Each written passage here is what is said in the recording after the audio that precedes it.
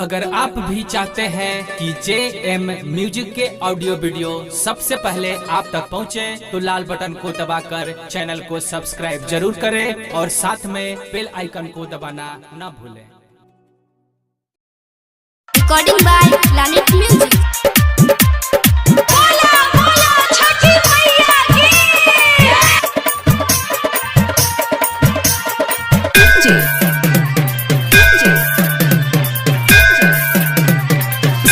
Satish Raima music director Kishan राज।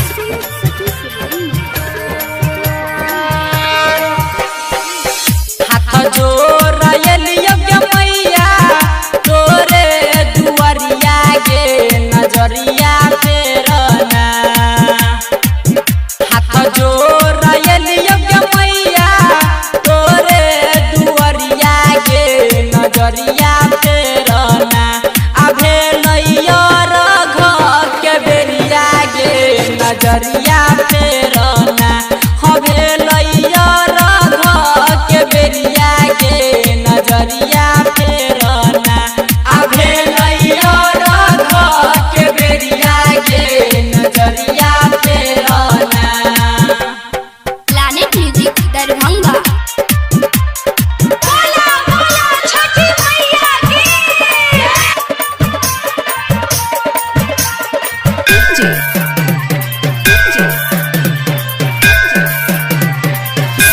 सतीश रईमा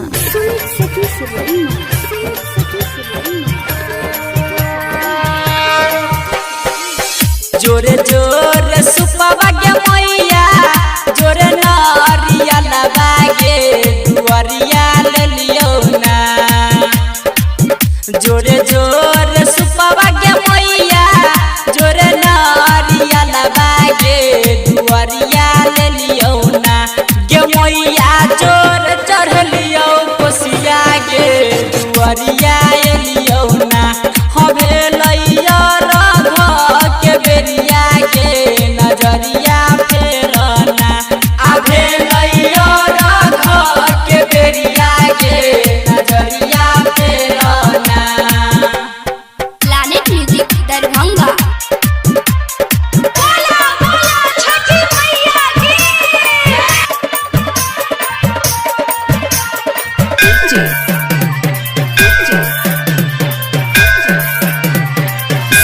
सतीश रईमा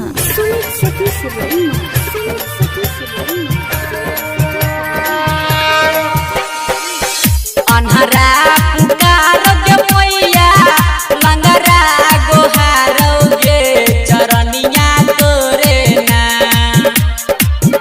अन्हरा पुकारो गे मैया लंगरा गोहारो गे चरनिया तोरे ना। गे मैया रोबे छौ बजनिया गे चरनिया तोरे ना। हवे लइयो रघ के बेरिया गे नजरिया फेरना। अभे लइयो रघ के बेरिया गे नजरिया फेरना। Planet music Darbhanga.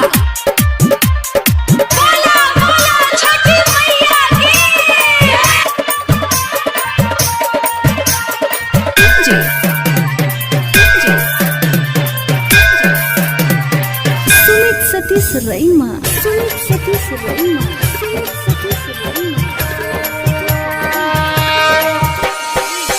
कहई छौ राइटर सोना एबही तू कहिया गे हमारा नगरिया ना।